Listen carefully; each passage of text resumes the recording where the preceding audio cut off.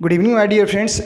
आज की इस वीडियो का टॉपिक है स्पॉटिंग एरर। आप देख सकते हैं और ये जो क्वेश्चंस हैं, जो सेंटेंस हैं, ये टीजीडी पीजीडी लेवल के हमने यहाँ पे ले रखे हैं।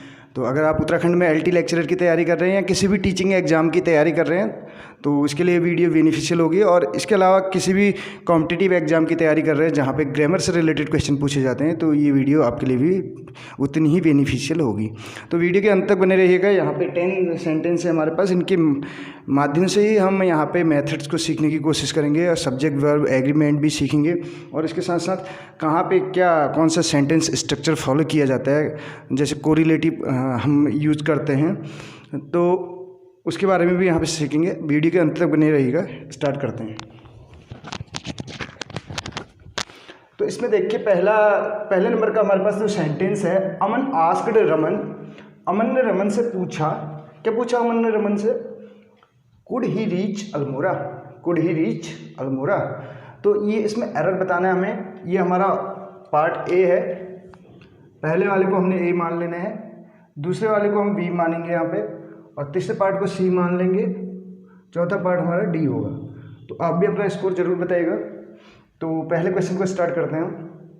अमन आस्क्ड रमन। ये देखिए, अगर आपने नरेशन पढ़े हैं, डायरेक्ट इनडायरेक्ट आपने अगर पढ़ रखे हैं तो उसका सेंटेंस है ये। और आस्क्ड यहाँ पे जैसे चेंज हो जाता है सेड टू, अगर जब क्वेश्चन किया जाता है तो उसके बेस पे। तो आस्क्ड है, अमन आस्क्ड रमन। अमन ने जो है रमन से पूछा, क्या पूछा? When could he reach Almora. वो अल्मोड़ा कब पहुंच सकता है, नहीं वो अल्मोड़ा कब पहुंचेगा। अब जब रमन अल्मोड़ा को जा रहा है, अमन उसको फ़ोन करके पूछेगा या उससे पूछेगा कि वो अल्मोड़ा कितने बजे पहुंच जाएगा, कब पहुंचेगा, इस टाइप से। तो यहाँ पे जो एरर है हमारा वो बी पार्ट में है। और एरर क्या है यहाँ पे? इस एरर को अगर बात करें तो एरर हो जाएगा यहाँ पे कुड की जगह क्या हो जाएगा? वुड। कुड की जगह वुड हो जाएगा। एरर हमारा बी पार्ट में है। और दूसरा, ये वुड ही ना होके ही वुड हो जाएगा, क्योंकि डबल इंटेरोगेटिव नहीं करते हम। जैसे पूछा, क्या पूछा? Aman asked Raman when he would reach Almora. वह अल्मोड़ा कब पहुंचेगा। जैसे यहीं पे बोलो मैं, Aman asked Raman what is your name. Aman ने रमन से पूछा कि आपका नाम क्या है।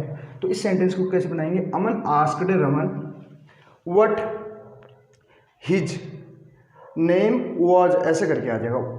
इंटेरोगेटिव सेंटेंस में हेल्पिंग वर्ब पहले आती है और पॉजिटिव सेंटेंस में हेल्पिंग वर्ब पीछे चली जाती है सब्जेक्ट के बाद। तो ही वुड आ जाएगा यहाँ पे। अब जैसे मॉडल एक्सिलरी का है तो ही वुड हो जाएगा पहले वाले। तो बी पार्ट में एरर था। नेक्स्ट सेंटेंस यहाँ पे देखिए, 10 millions are not a long distance. क्या कह रहा है? ये कह रहा है कि देखिए 10 मिलियन जो हैं वो एक लॉन्ग डिस्टेंस नहीं है। तो अब यहाँ पे हमें बताना है कि एरर है कि इस पार्ट में कि नहीं है। If there is error so we are to tell, otherwise we can say that no error. D option हम टिक कर देंगे। तो देखिए 10 मिलियंस जो है एक कलेक्टिव नाउन के रूप में यूज होता है। और कलेक्टिव नाउन यानी कि अगर बात करें तो एक यूनिट के रूप में यूज की जाती है। यूनिट का मतलब होता है सिंगल से, और सिंगल की बात करें तो यहाँ पे क्या आ जाएगा? इज। तो आर नॉट ना होके 10 millions is not a long distance. तो आर की जगह हमें इज लगा देना है यहाँ पे। नेक्स्ट सेंटेंस देखिए, neither Deepak nor his parents. ना तो दीपक ना उसके पेरेंट्स। ईदर दीपक और his parents, neither Deepak nor his parents. Not only but also. आपने देखा होगा इन पे सब्जेक्ट जो वर्ब एग्रीमेंट है उससे रिलेटेड हमने वीडियो ऑलरेडी बना रखी है। तो इसमें बात करें तो यहाँ पे क्या हो जाएगा? Neither Deepak nor his parents are to blame. ना तो दीपक को ब्लेम किया जा सकता है, ना ही उसके पेरेंट्स को ब्लेम किया जा सकता है इस बारे में। तो नो एरर। यहाँ पे हमारा ऑप्शन क्या हो जाएगा? No error. क्यों? क्योंकि जो नीदर नॉर होता है उसमें सेकंड सब्जेक्ट के अकॉर्डिंग ही हेल्पिंग वर्ब लगती है और पेरेंट्स के अकॉर्डिंग आर करेक्ट है। नेक्स्ट सेंटेंस देखिए यहाँ पे, नीदर नॉर ईदर और हमने बताया कि इसमें सेकंड सब्जेक्ट के अकॉर्डिंग लगती है हेल्पिंग वर्ब, और एज वेल एज वगैरह इनमें पहले सब्जेक्ट के अकॉर्डिंग। अब देखिए फ्यू पीपल, कुछ लोग नो जानते हैं, दैट द क्लाइमेट, जो क्लाइमेट है ऑफ शिमला, शिमला का जो क्लाइमेट है, जो जलवायु है, इज़ बेटर देन श्रीनगर, वो किससे है? श्रीनगर की जलवायु से बेहतर है। No error. एरर बताना, we are to find error. So error अगर बात करें तो इसमें हो जाएगा फ्यू पीपल नो जानते हैं that the climate of Shimla, जो क्लाइमेट ऑफ शिमला है, कंपेयर किससे हो रहा है, climate of Shimla better than, comparative degree use है, और जब कंपेयर हो तो climate of Shimla better than climate of Srinagar, ऐसा होना चाहिए था। लेकिन बार बार क्लाइमेट ऑफ यूज ना करके हम यहाँ पे क्या कर सकते हैं, climate of Shimla is better then that of Srinagar. तो यहाँ पे क्या यूज कर देंगे, दैट ऑफ यूज कर देंगे, ये हमारा सेंटेंस करेक्ट बन जाएगा। यानी कि हमारा एरर इसमें पार्ट सी में था, क्योंकि क्लाइमेट ऑफ शिमला, शिमला के क्लाइमेट की तुलना हो रही है श्रीनगर के क्लाइमेट से, ना कि शिमला के क्लाइमेट की तुलना श्रीनगर से। क्योंकि जब तुलना होती है तो जलवायु की जलवायु से होगी, ना कि यहाँ की जलवायु की यहाँ की सिटी या यहाँ के उससे प्रदेश से, ऐसे नहीं होगा। तो क्या होगा यहाँ पे, अगर शिमला की तुलना होती तब श्रीनगर सही था। अब climate of Shimla is better than the climate of Srinagar, it means that of का मतलब है द क्लाइमेट ऑफ श्रीनगर।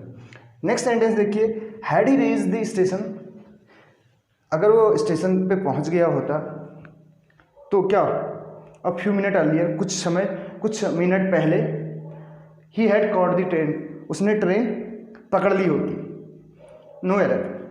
तो इस टाइप के सेंटेंस हमने बताया भी था अपने स्टूडेंट्स को। और एक लास्ट में हमने लास्ट वीक ही एक वीडियो बनाई थी, जब स्ट्रक्चर होता है हैड प्लस B3 और उसके साथ वुड हैव प्लस B3 का जो हम कोरिलेटिव बोल रहे थे, ये हैड प्लस B3 अगर इस टाइप से इफ़ ही हैड, इसको हम ऐसे भी बना सकते हैं। देखिए यहाँ पे हम इफ़ को स्टार्टिंग में भी लगा सकते हैं कंजंक्शन को, कंजंक्शन जो है इफ़ ही हैड रीच्ड, अगर वो टाइम पे, जैसे मैं कितनी बार अपने स्टूडेंट्स को भी ये सेंटेंस को, if you had told me, अगर आपने मुझे बताया होता, I would have helped you, मैंने आपकी हेल्प की होती।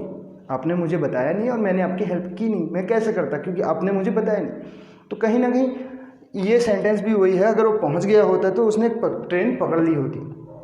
तो इस टाइप के सेंटेंस को या तो इफ से स्टार्ट करते हैं या फिर इसी की जो हेल्पिंग वर्ब है उसको आगे ले आते हैं। तो had he reach the station, ये तो करेक्ट है क्योंकि हैड के साथ रीच परफेक्ट करेक्ट है।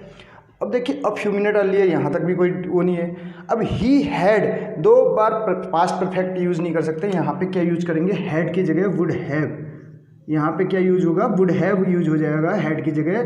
तो ये हमारा सेंटेंस क्या बन जाएगा, he would have caught the train, अगर वो जल्दी पहुँच गया होता, वो कुछ मिनट पहले पहुँच गया होता तो उसने ट्रेन पकड़ ली होती।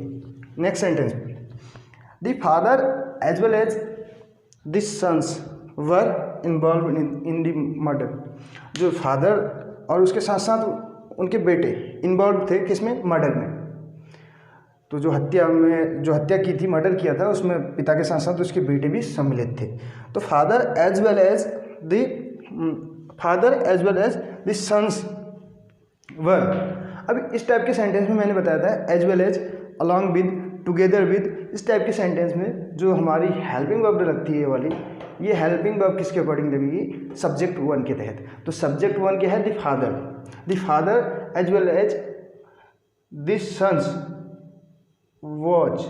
अब आपको लग रहा होगा अटपटा ये सेंटेंस, लेकिन जो रूल है ये कहता है कि as well as, along with, together with, इस टाइप के, इन एडिशन टू, इन इस टाइप के जो वो लगते हैं, इनमें जो है जो हमारी हेल्पिंग वर्ब लगेगी वो फर्स्ट सब्जेक्ट के अकॉर्डिंग लगेगी। यानी कि ये क्या है, जोड़ने का काम कर रहे हैं, कंजंक्शन है, as well as, along with, together with जो हम बोल रहे थे, तो यहाँ पे वॉच आ जाएगा।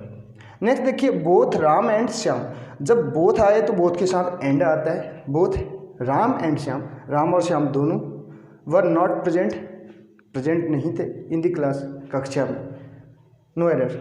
तो इसमें आंसर हमारा क्या हो जाएगा, नो एरर, क्योंकि एंड से अगर जुड़ जा रहे हैं दो तो वर ही आएगा, फिर यहाँ पे कोई दूसरा रूल अप्लाई नहीं हो सकता।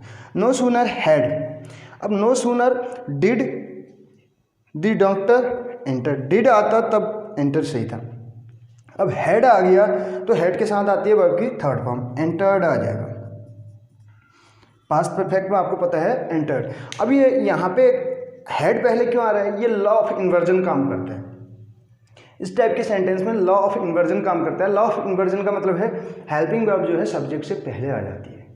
तो ऐसे ही यहाँ पे भी हो रहा है, had the doctor had entered ना होके हैड द डॉक्टर एंटर्ड, क्योंकि नो सूनर आ रहा है।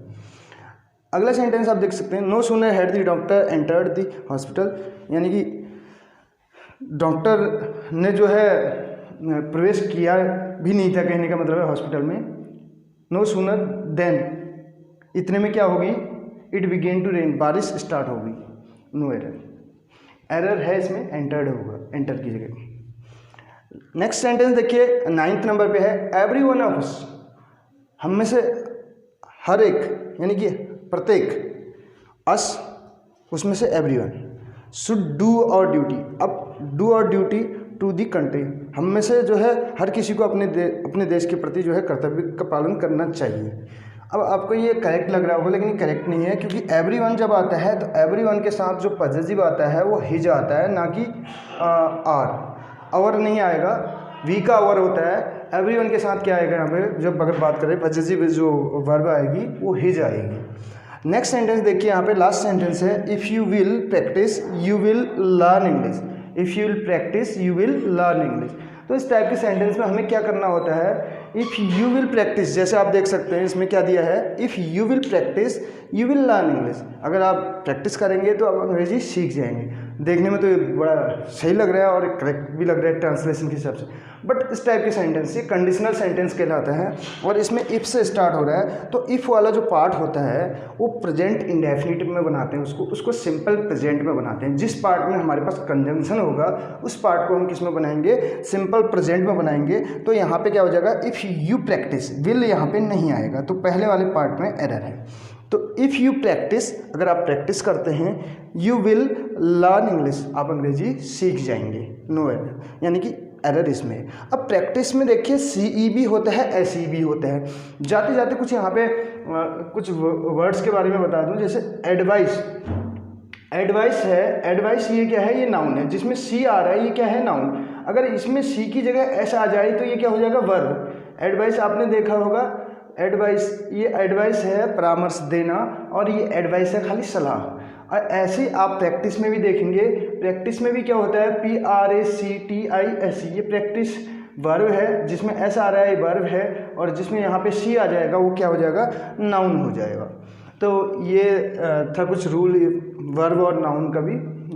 उम्मीद करता हूँ ये जो वीडियो है ये आपके लिए बेनिफिशियल रही होगी। और अगर आपको इस वीडियो में ऐसा कुछ लगता है कि आपने कुछ नए इसमें से मेथड सीखे और आपके लिए बेनिफिशियल रही, तो अपने फ्रेंड्स के साथ भी शेयर कीजिएगा और लाइक और कमेंट करना ना भूलिएगा। चैनल पे नए हैं तो चैनल को सब्सक्राइब कर लीजिएगा। Thank you.